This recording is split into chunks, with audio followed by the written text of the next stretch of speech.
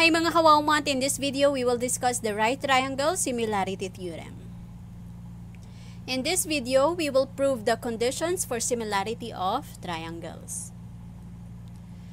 So let us recall which of the following pair of triangles are similar. So masasabi lang natin similar sila kapag meron silang 3 sides that are proportional and 3 angles that are congruent. So pwede nating i-apply yung mga theorems on similarity of triangles, the SAS, the SSS, and AA similarity theorem. So let's have the first pair of triangles. So I have here first pair of angle which is both 90 degrees. So ibig sabihin meron na tayong isa. So it's either SAS or AA lang po ang pwede natin gamitin. So let us find the measure of this angle. So para makuha natin ito, dapat complement siya dito. So kung 60 ito, ibig sabihin 30 degrees ito. So this angle is equal to this angle. So meron na tayong dalawang angles na congruent. So therefore, this pair of angles are similar by AA similarity theorem. Let's have the second one. So these two triangles are not similar. So there is no similarity. Why? Because as you can see, pinakita rito that this side is congruent to this side. So again, kapag meron po tayong similar triangles, hindi po congruent ang sides natin. Ang sides po ay proportional. So dito pa lang sa ating symbol ng thick lines, ibig sabihin hindi na po siya similar kasi pinakita po rito na congruent sila. So in this figure, there is no similarity. Next, in this pair of triangles, we have here 2/3. This is also 2/3 and this is also 2/3. So as you can see, they have the same similarity ratio. So ibig sabihin yung 3 pairs nila, yung 3 corresponding sides nila ay proportional. So ibig sabihin these two triangles are similar by SSS similarity theorem. And then next, we have here the side which is proportional to this side and this side which is proportional to this side. So and then we have here vertical angle. So therefore, kung vertical angle sila, these two angles are congruent. So we have the side, the included angle, and another side. So this is similar by SAS similarity theorem. So these are the 3 similarity theorem we can use to show or to prove that the triangles are similar. We have the AA similarity, the SSS similarity, and SAS similarity theorem. Now, let's talk about the right triangle similarity theorem. So, pag sinabi nating right triangle similarity theorem, ito po yung if the altitude drawn to the hypotenuse of a right triangle, then the two triangles formed are similar with each other. At the same time, similar po siya dun sa original right triangle. So, let me show you. So, I have here triangle MNL, which is a right triangle. Paano ba natin malalaman na ang triangle natin ay right triangle? Of course, kapag meron po tayong right angle. Okay? So, masasabi natin na yung triangle natin ay right triangle if we have one right angle. Okay. And then, paano natin, what are the parts of a right triangle? So, kapag right triangle po ang meron tayo, we have 2 legs. Okay, ito pong paano ba natin malalaman kung saan ang leg ng right triangle? So, pwede ba natin makonsider na leg po ito? Hindi po. Okay, paano natin malalaman yung legs ng ating right triangle? Kung saan po yung sides ng right angle mo. So, kung ito po ang right angle mo, your angle N, yung side po niyan, yun po yung leg mo. Hindi po ito. Okay. Now, the side opposite, ano naman tawag natin dito? The side opposite your right angle, that is your hypotenuse. So, these are the parts of a right triangle. Now, ulitin ko, this is considered the right triangle if we have one right angle. The sides of your right angle are the legs, and the side opposite your right angle is always your hypotenuse. So, hindi po yan pwedeng magpalit-palit. Okay? Now, so based dito sa right triangle similarity theorem natin, kapag daw merong altitude dinrawing tayo or kinonstruct tayo dito from your right angle to the hypotenuse, so ang altitude kahit saan po yan eh. Pwede po dito yan, pwede po dito. Pero in this right triangle similarity theorem, ang altitude po niya ay from the right angle through the hypotenuse. So, from the right angle to the hypotenuse, yun, meron po siyang altitude. So, from the altitude, makakabuo po yan ng dalawang right angles. Okay? Kasi once na meron po tayong altitude, it is always perpendicular. So, this segment, which is your altitude, is perpendicular to this segment.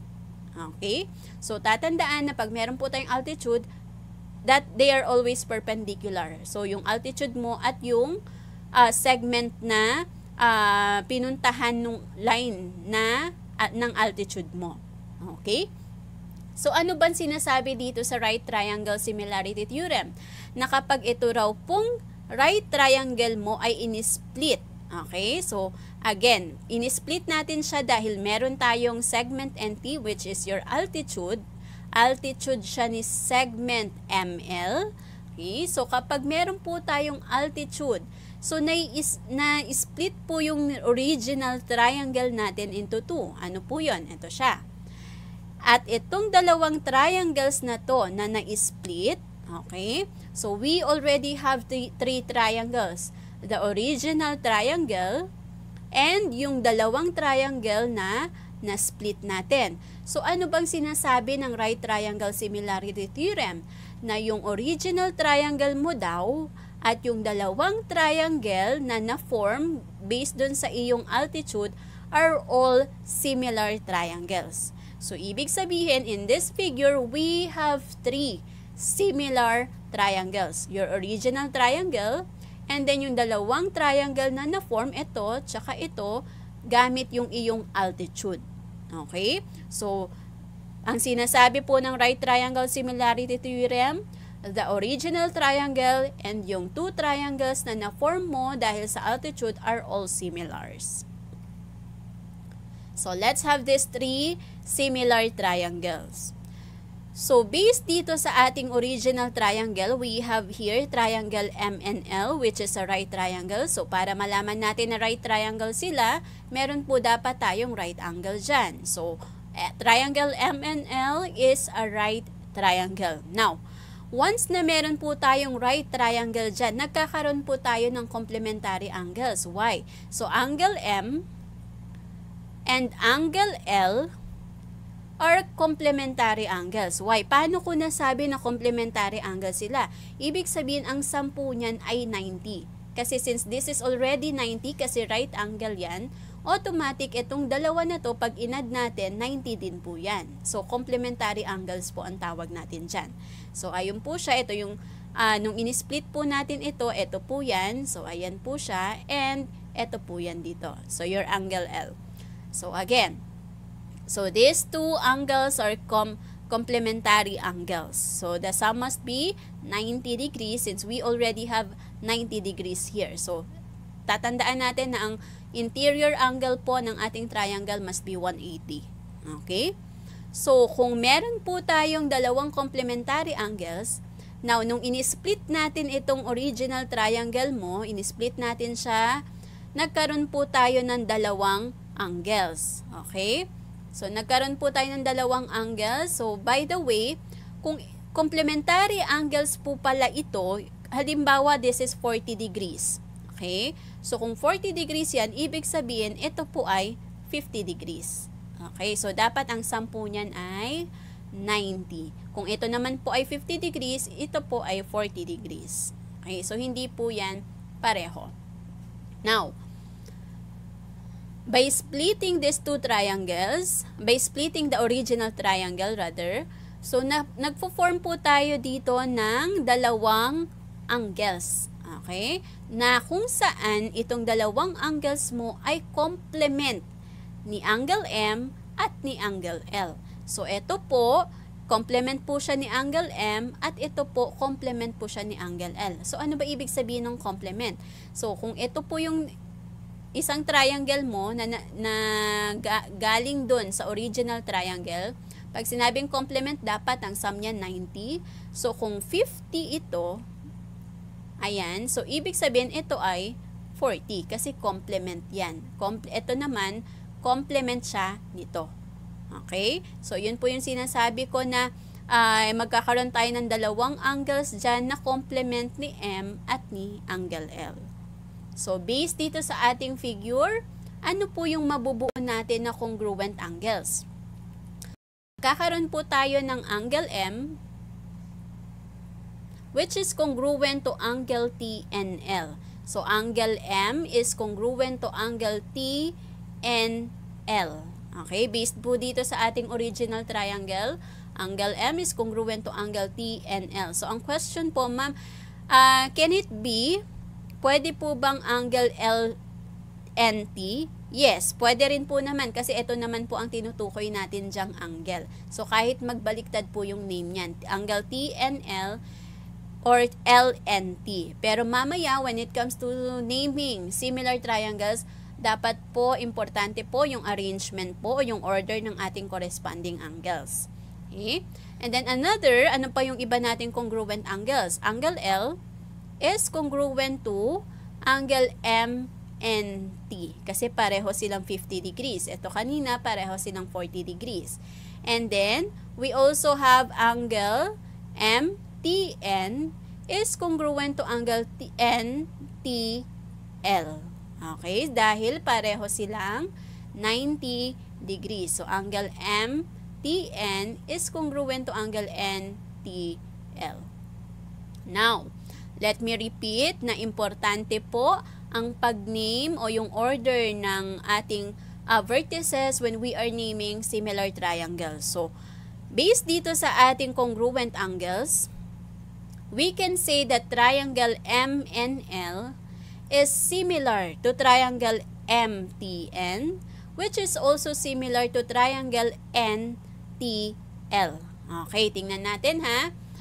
Pwede po bang triangle NML ito? Tapos ito pareho lang, yan pa rin? No.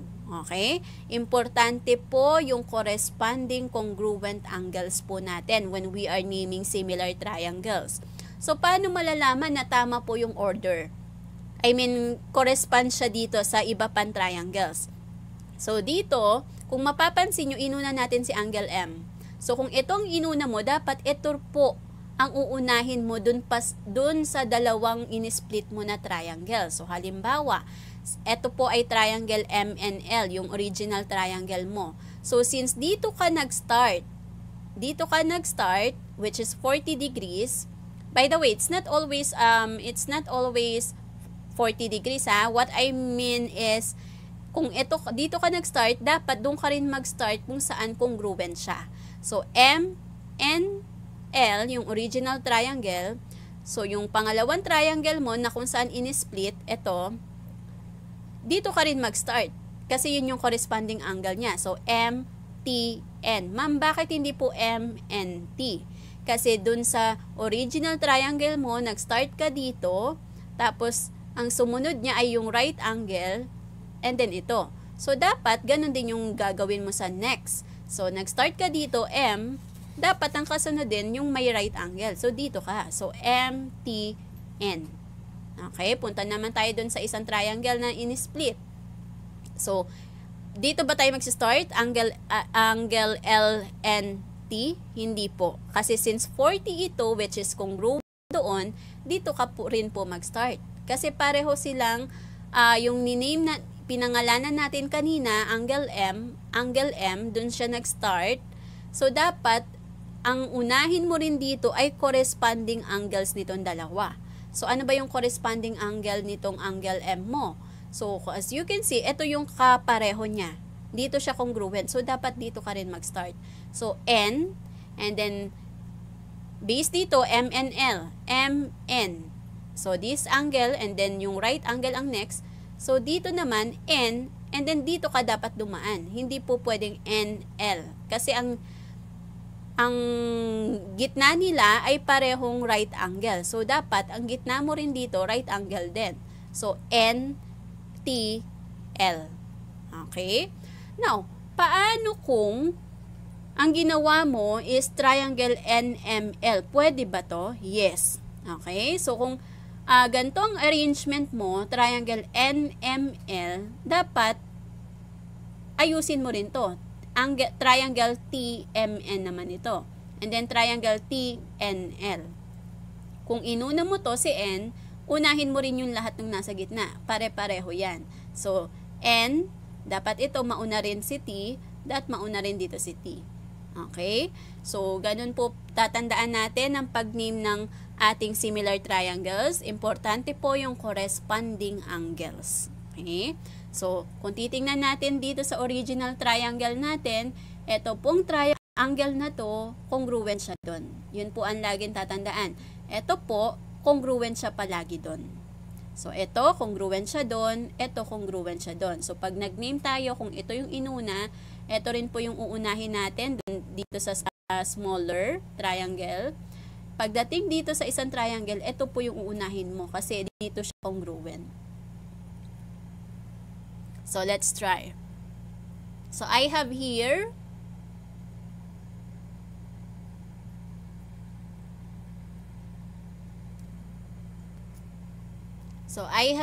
triangles. So, I want you to name all similar right triangles. So, pag nag-name tayo, again, start tayo sa original triangle para di tayo malito.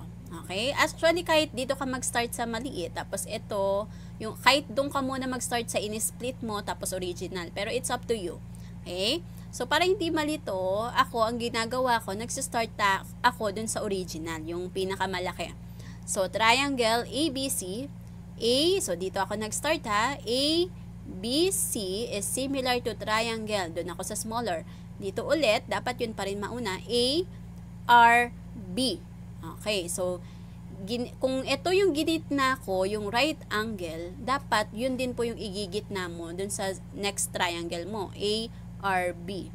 Now, paano ko i-name yung pangatlo?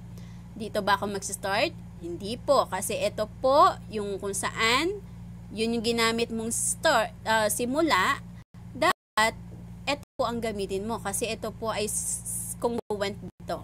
Okay, so B, R, C. Okay, next. So we have triangle A, E, F. Okay, so nag-start ako dito, tandaan. So A, and then sa right angle, and then F. So dito, sa susunod kong triangle, start din ako dito kasi yun po ang corresponding angle niya.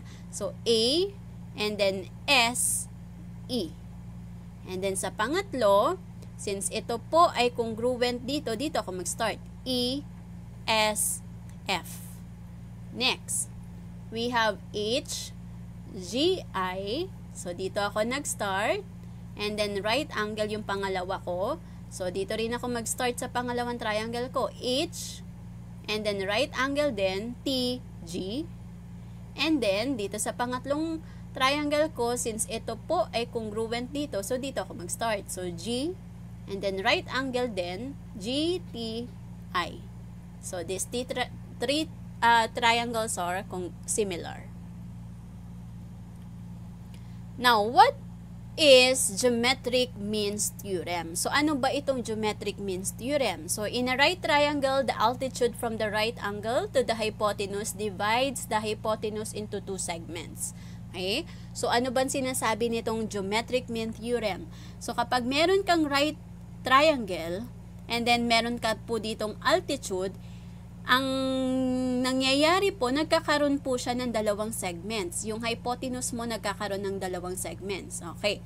So, ito po ay importante sa pagkuha ng ating altitude at ng measure ng ating leg.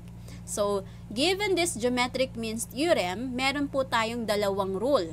So, yung una, the altitude rule.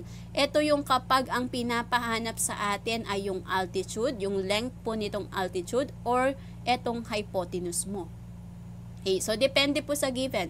Kapag ang missing ay yung altitude or kapag ang missing ay yung dito sa may hypotenuse. So depende po. So ito po yung the length of the altitude is the geometric mean of the lengths of the two segments. So para mahanap mo po yung altitude, kukunin mo yung geometric mean nung dalawang segments. Ano yung dalawang segments? Nung hypotenuse mo. So, ganito po ang pattern dyan. So, we have, eto po yan. So, altitude and then yung sa hypotenuse. 2 segments ng iyong hypotenuse. So, we have AD para makapag-solve tayo ng altitude. AD over BD is equal to this segment, CD, over AD. So, tatandaan that when we are getting or finding the length of our altitude, ito po yung pattern yan. So, altitude, this segment, and then this segment, altitude. Okay? Yun lang po ang tatandaan. Altitude over this segment, and then is equal to this segment over altitude. Okay? And then we have another rule, the leg rule. So, ito naman po yung the length of the leg of the right triangle is the geometric mean of the length of your hypotenuse and the segment of the hypotenuse adjacent to the leg. Okay, so eto po yun. So, dito naman, ang concern mo is yung leg. Kapag hinahanap yung measure po ng leg mo. So, tatandaan na meron tayong dalawang rule. Depende, kung ang hinahanap ay altitude, altitude rule ang gagamitin mo. Kung ang hinahanap ay leg, leg rule po ang gagamitin natin. So, ano naman po ito? So, una mo munang gawin, kung ito ang hinahanap, bali dalawa ang proportion natin dito. So, kung ito ang hinahanap, we have AB over BD, and then is equal to yung buo, yung length. BC, babalik ka dun sa leg, over AB. Okay? So, ulit, AB, adjacent muna sa kanya. AB over BD, and then yung buo, BC, balik ka dun sa leg, over AB. Okay? And then, ganun din po dito. So, we have AC, adjacent muna, AC over CD, and then yung buo, BC over AC, balik ka dun sa leg. Okay? So, just like the altitude, diba? Dito tayo nagsistart, AD, your first segment, and then dito naman, balik ka sa AD. Pag sa leg rule naman, eto, and then over BD, and then yung buo, balik ka dun sa leg. And then, pag ito naman yung hinahanap, this leg, yung katabi niya, yung adjacent, and then yung buo, balik ka dun sa leg. Okay, so yun po yung pattern para hindi malito. Okay, let's have an example. So, I have here, find the length of the indicated side. So, ito po ang hinahanap dito. So, yung FG natin, this is an altitude. So, ang gagamitin po natin ay yung altitude rule. So, ito, dito, and then ito, balik sa altitude. Or pwede rin namang ito, and then this segment, and then segment, balik sa altitude. Actually, pwede magbaliktad yun. Okay? Ito, kung itong gusto mong gamitin, and then next to here. Or ito muna, and then ito huli, papunta doon. Okay, so, ako, ang gagamitin ko, FG, over EG, and then ito, balik ako sa HG over FG. Okay? So, let us give them measures. So, your FG, yun po yung hinahanap natin, yung altitude. So, your EG is 12, and then your HG is 3. So, by cross multiplication, you will have FG squared. Kasi FG times FG, that is FG squared. And then 12 times 3, that is 36. Okay, so we have FG squared is equal to 36. Now, para ma-eliminate natin itong square natin, so square both sides. So, ang may iwan na lang po is FG. And then square root of 36, that is 6. So, therefore, your FG is 6. The length of your altitude is 6. Next, ST. So, again, this is also an altitude. So, ang gagamitin natin ay altitude rule. ST over AT. And then, RT over ST. Okay? So, by, we have ST. Your AT is 9. And then, your RT is 3. Your ST. So, by cross multiplication, we have ST squared is equal to 9 times 3. That is 27. So, we have, we need to square both sides. So, we now have ST is equal to, since this is not a perfect square, we can have 9 times 3, right? So, we need to look for factors of 27 na kung saan yung isa doon pwedeng perfect square. Okay, so, we can have 9 times 3. So, yung 9 is a perfect square. So, we have ST is equal to 3 square root of 3 because ito po ang square root ni 9. Next.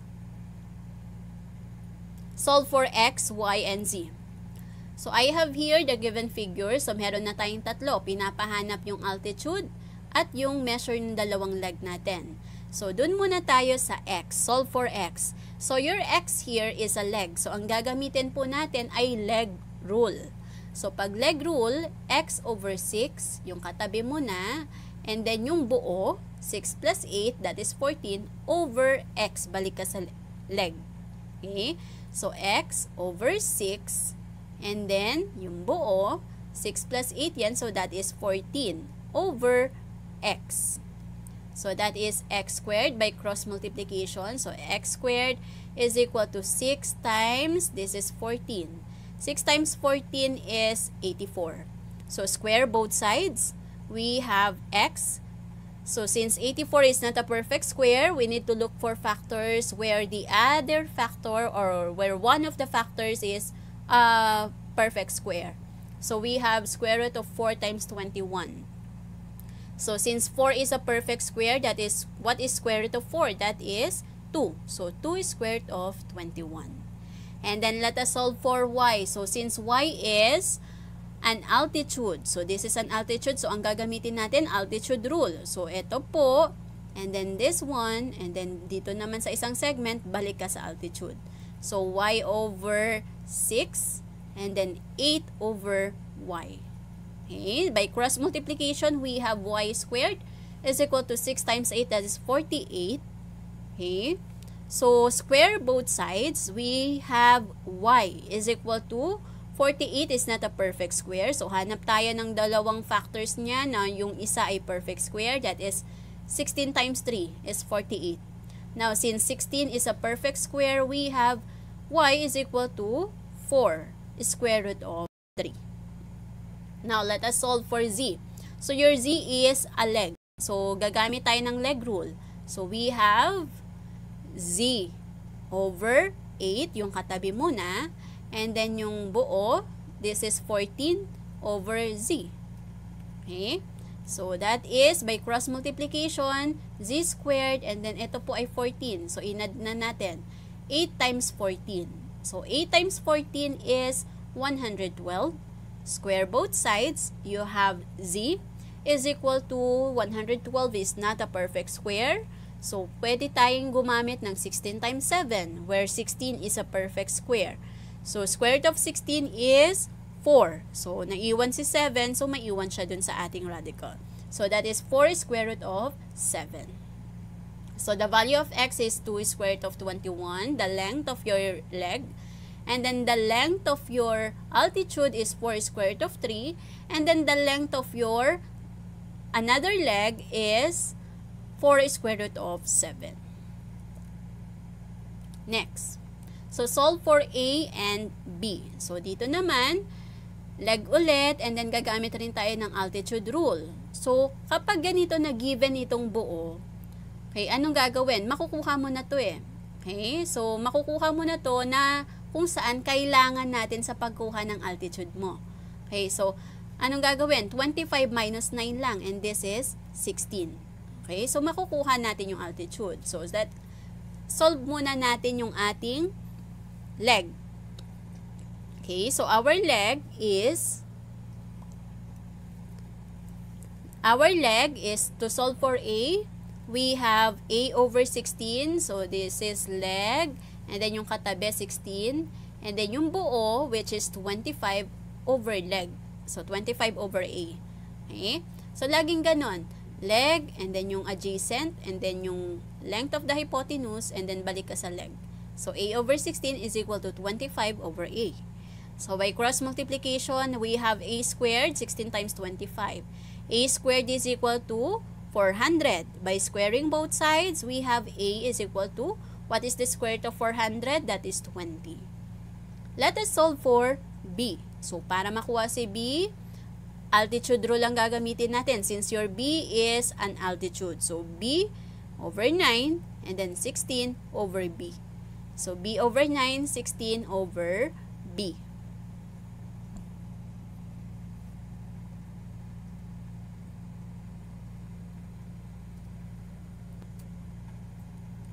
By cross multiplication, we have b squared is equal to 9 times 16.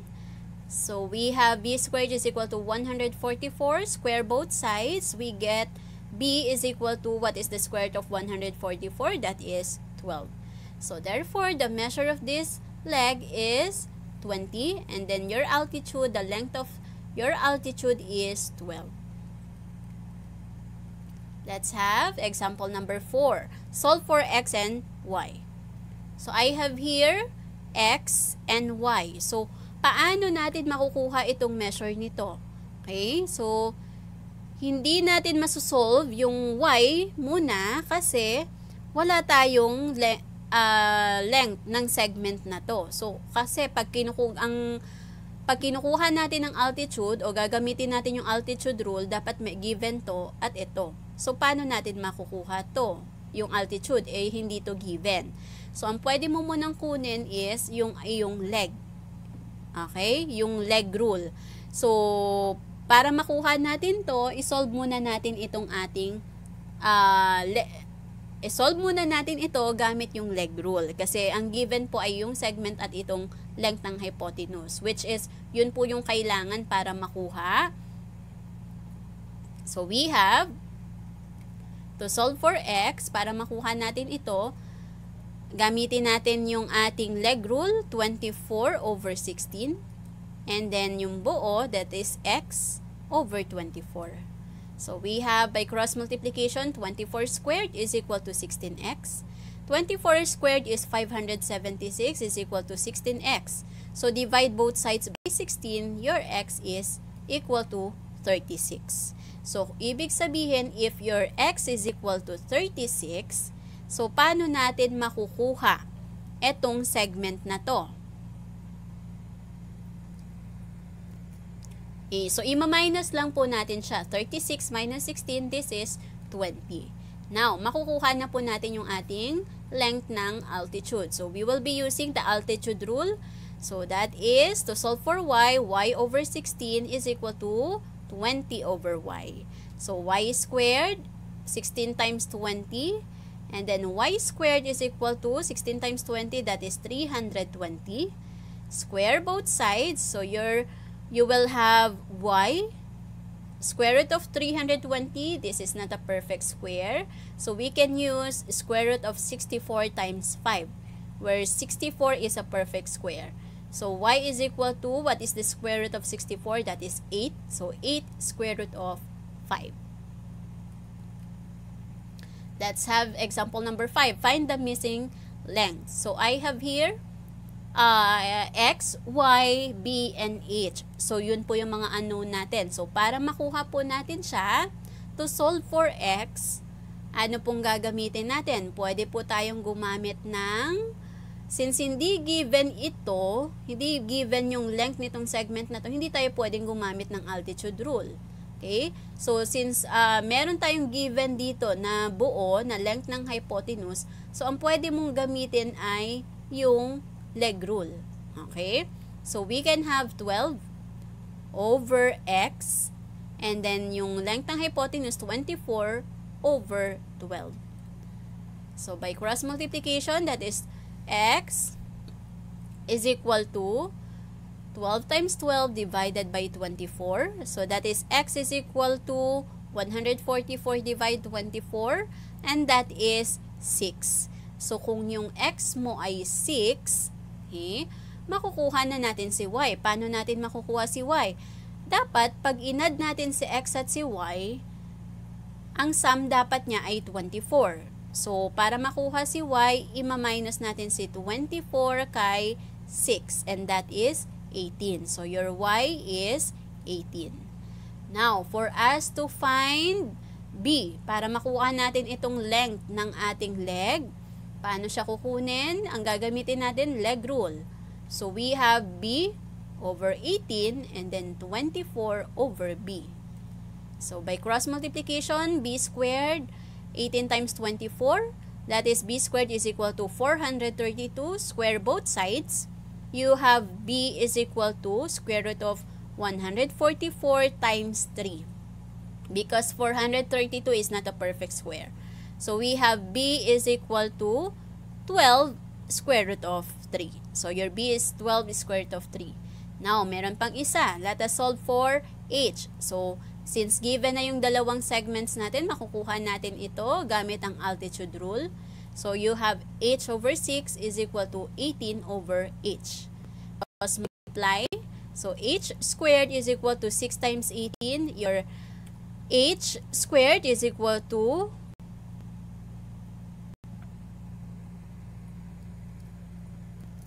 108. So we have, by squaring both sides, h is equal to 36 times 3. Square root of 36 times 3. So that is h is equal to square root of 36 is 6. So 6 square root of 3. Test yourself. So name all the similar right triangles. So be careful po in naming your similar triangles. Take note of our corresponding congruent angles. So, let us answer. So, if you are all correct, you have 6 points. And then, test yourself, find A, B, and C. So, let us solve. So, pwede nyo pong i-pause yung video kung mag-try tayong sumagot bago po natin tingnan yung ating answer key. To solve for B, and then to solve for C. So you got, if you are all correct, you got 3 points. So total is 9 points. You may share your score below sa ating comment section. Thank you for watching this video. I hope you learned something. Don't forget to like, subscribe, and hit the notification bell para updated kayo for more video tutorials. This is your guide in learning your math lessons, your Wow Math channel.